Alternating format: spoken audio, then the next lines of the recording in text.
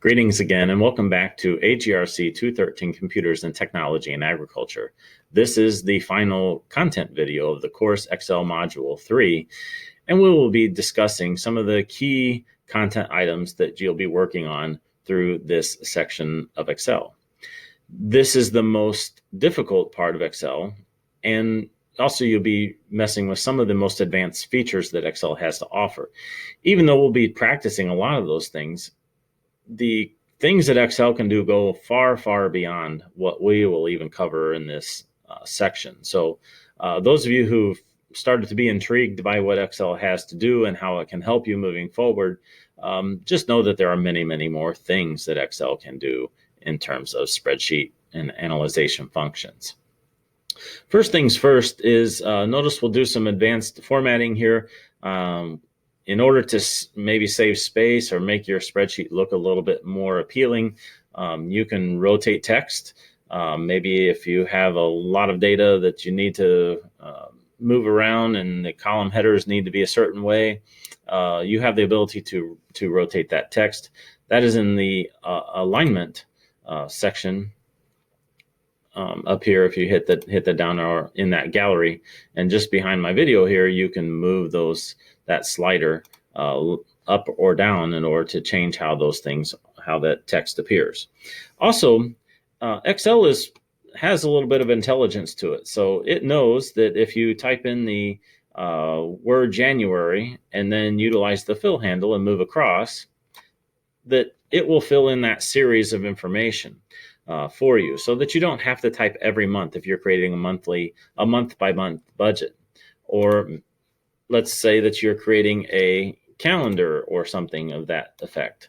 You can also start a series of numbers, and down here at the bottom, when you use the fill handle and fill across, it will ask you, should you copy the cell or fill the series, and with some additional things too. This can save you a lot of time in terms of data entry.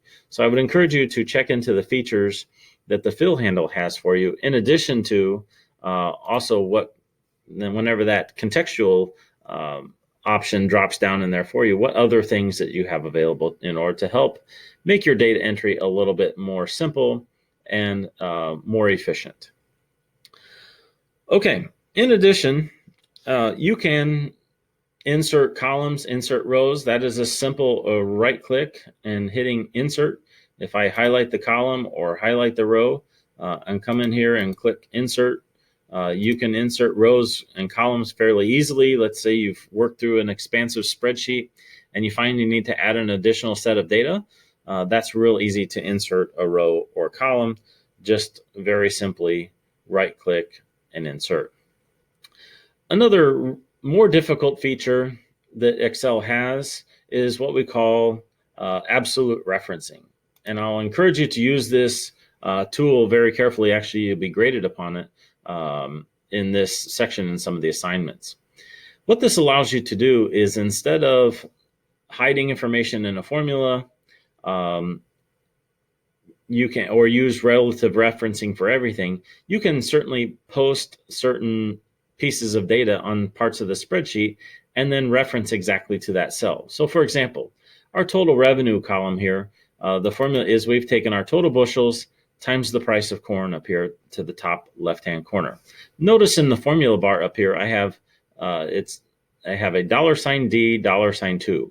What that does is, as I copy this formula from H7 to H8, notice the E is going to be relative reference. That will change by cell, but the D2 stays locked to that particular cell. So that's the difference between relative referencing and absolute referencing. So if I just use my up or down arrow here, I'll say E9 times D2, E10 times D2, so on and so forth.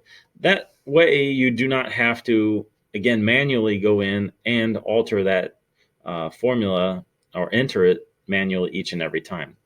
The other really cool piece of that is, now, because Excel will do this automatically, I can go in and change the price of corn. Let's say I was hoping that I could sell all my corn for $3.75. That'd be nice today. But I had to sell it for $3.25. I can enter that information right there, and it will adjust all of my cells that are tied to that formula automatically. Absolute referencing is an extremely handy and useful tool and increases the efficiency of your spreadsheet, oftentimes cuts down the amount of information that you have to do. Now, can you get the same answer if you put 375 in the cell in that formula? I could, again, take out D2 and put $3.25 or $3.75 in there. Absolutely, that will work just fine. However, you have to go in then, if you need to change it like I just did, you have to go into every single cell that formula is entered that way and change it. So you have to remember where those are. This method is just much faster. Okay, in addition, you can use the freeze and unfreeze panes tab. So if you notice, I've got some lines here, cross lines right here to the top and left of cell E7. That's what we call freeze and unfreeze panes. When you get to working with a large spreadsheet, oftentimes you'll have the headers roll off the top as you move up and down, and then you don't know which column, if you're working with a large spreadsheet, which column or row that you're supposed to be in. Freeze and unfreeze panes allows you to lock those up so that those headers will stay there and you can continue to enter information without it rolling off the screen for you. And that's very simple. If you go to view, got to get to the right. The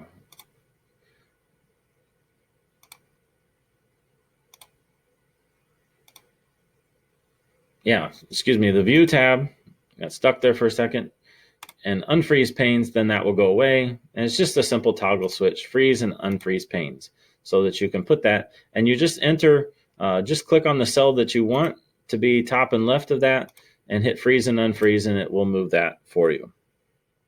The final thing, and there's lots of different things that Excel can do here, and I'm only going to show you one of them. But Excel can begin to do some prediction for you. So if you notice to the right here, it can do a little bit of forecasting. So up in this forecasting gallery, we can go up to the top here and we can say, well, if we look at our net income here and we say that's 151,000 at the price of corn at $3.25, you say, well, I'd like for it to be higher. So Excel has a simple little function here where you can go in and take that cell and say, well, I'd really like for J12, I'd really like for my net income to be 200,000. And what this can do, what I'm showing you here, is basically this could get you a trigger of when you need to sell corn in order to hit a profitable price number. So I can tell Excel, hey, if I set the net income feature to 200,000, what would the price of corn, based upon the information that I have here, what would the price of corn have to be in order for me to make $200,000 net income?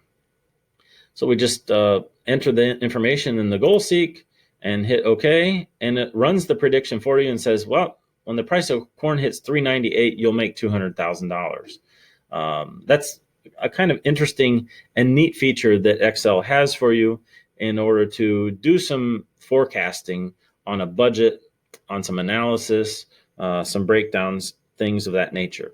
There's all kinds of other things that Excel can do in that forecasting or predictor models that can help you in terms of making decisions on your farm or in your business.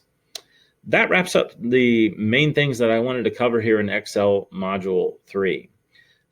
Again, there'll be a lot of features here that you'll have to use coming into your final project. I did not cover advanced charting here. There's a lot of things to hit in terms of advanced charting, but your textbook does a very nice job of walking you through advanced charting.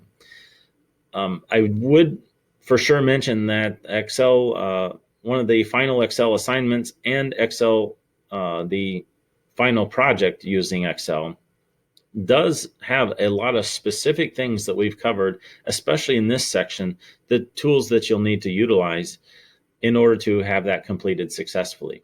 So when you run into questions or need assistance with some of those things so that they come out properly for you, please do not hesitate to ask. Again, post those questions in the Ask the Instructor discussion thread, as somebody else will probably have the same question, or catch me in the many manners that I've outlined in the past, I'd be more than glad to help you out. Thanks for tuning in to our final video on Excel.